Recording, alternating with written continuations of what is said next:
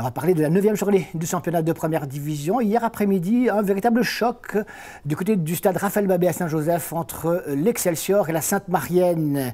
Le leader comptait 4 points d'avance sur son adversaire avant le coup d'envoi de cette rencontre et avait donc l'occasion, en cas de victoire, de creuser un écart relativement important. De leur côté, obligation pour les Sainte-Mariens de réussir un petit truc pour ne pas se faire trop distancer. Excelsior, Sainte-Marienne, les meilleurs moments, c'était hier après-midi, le choc de cette 9e journée du championnat de football à La Réunion.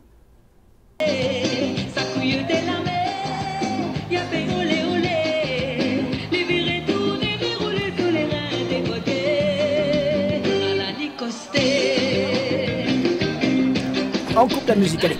Le petit plat dans les grands stades de Saint-Joseph, stade Raphaël Babé, pour recevoir une équipe de Sainte-Marie avec les couleurs du FC Barcelone qui samedi soir avait remporté, vous l'avez peut-être vu, la Coupe d'Europe face à la Juventus de Turin. Alors est-ce que ça leur a porté chance? Plutôt parce qu'ils sont repartis de ce long déplacement les valises pleines. Et on va voir ce qui s'est passé sur cette pelouse du stade de Saint-Joseph. Il s'en est passé deux choses, évidemment.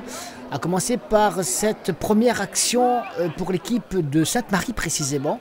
Une action menée par Fabrice, l'avant-centre de cette équipe, qui met la pression, qui récupère, qui frappe et qui met en danger le gardien Michael Grandin pour l'équipe de l'Excelsior. Et puis, toujours au cours de ces premières minutes, ce choc entre Rodolphe Kabidi et Gladysson. Rodolphe Kabidi qui ne va pas s'en remettre, blessé au cuir chevelu, il sera soigné.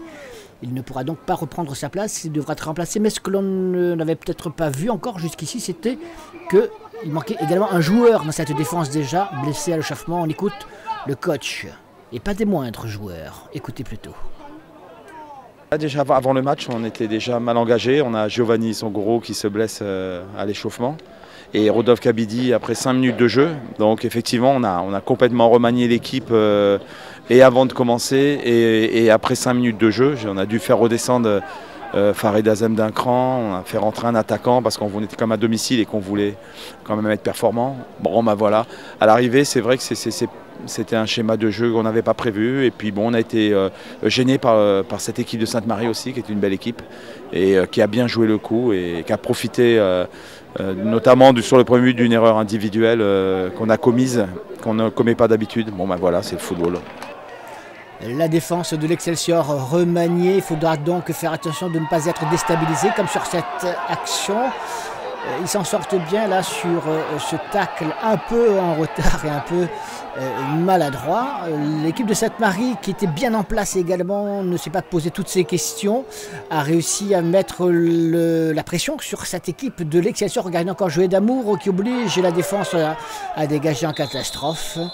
L'Excelsior accuse le coup, ne trouve plus ses marques en face de Sainte-Marie. Fort donc de son très bon dispositif malgré cette tentative d'Éric Faro qui sera pratiquement la seule occasion pour l'équipe de l'Excelsior. Trop peu évidemment pour déstabiliser l'équipe de Sainte-Marie qui était venue pour réussir un résultat. Regardez Gladysson qui s'échappe sur le côté gauche.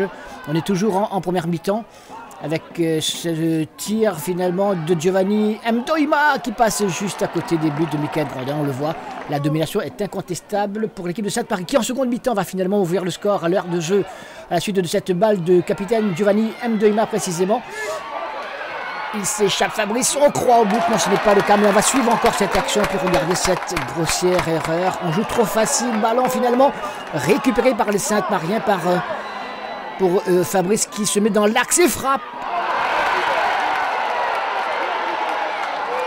Une frappe puissante, sèche et au ras du sol qui trompe Michael Grandin. Ce n'est que la logique de tout ce que l'on avait vu jusque-là. La Sainte-Marienne a dominé son adversaire. Un adversaire qui n'a pas réussi à retrouver ses marques, qui a été un petit peu éparpillé. Le résultat, il est là, 1-0. On revoit cette action de Fabrice qui avait besoin de marquer d'ailleurs. Ça faisait longtemps qu'on ne l'avait pas vu à l'œuvre, à la finition. Gladysson avait beaucoup vu cette fois, donc il a pris le relais. C'était un moment important face au leader, tout simplement. Fabrice, regardez là, qui ne touche personne, sauf que les deux joueurs de l'Excelsior, Boyer et Michael Grandin, se heurtent. Vraiment, donc ça n'allait vraiment pas. C'était pas le jour, c'était pas le match de l'équipe de l'Excelsior. Plus de peur que de mal, finalement, les deux garçons vont reprendre leur place, mais c'est bien symbolique de tous les malheurs qui sont arrivés à cette équipe de l'Excelsior face à cette équipe de Sainte-Marie. Et puis, un quart d'heure plus tard, on retrouve Commune pour lancer impeccablement Fabrice qui prend de vitesse justement son adversaire direct. Et cette fois, il frappe du gauche. Et cela fait donc 2-0 chez le leader Saint-Josephois invaincu. Et c'est extrêmement logique en plus, 4 points qui permettront à l'équipe de Sainte-Marie, on le verra tout à l'heure en fin d'émission avec les résultats complets et le classement, Sainte-Marie de revenir à une longueur d'une équipe de l'Excelsior qui marque un petit peu le pas, mais attention, c'est pas la catastrophe non plus. On écoute les coachs de part et d'autre, vous voyez, vous allez le voir, ils sont très lucides dans leur analyse. Ce n'est que du football et rien n'est fini d'un côté comme de l'autre. Non, c'est un beau match. Mes joueurs ont respecté le plan de jeu décidé et puis ça a été de bon niveau, je pense même techniquement. Et puis le fait d'avoir ces deux occasions en deuxième mi-temps et de les mettre, ça nous a mis dans une confiance pas possible et on a su les contrer jusqu'au bout. Sur ce match-là, ils ont été meilleurs que nous. Hein. La preuve, ils ont gagné 2-0. Donc voilà, félicitations pour cette équipe. Et à nous de nous remettre au travail. Et on va voir, on joue la Jeanne la semaine prochaine. Donc on va voir si effectivement on est capable de réagir malgré une grosse déception aujourd'hui à domicile. Mais bon, le championnat est encore long et on aura encore beaucoup de matchs à jouer.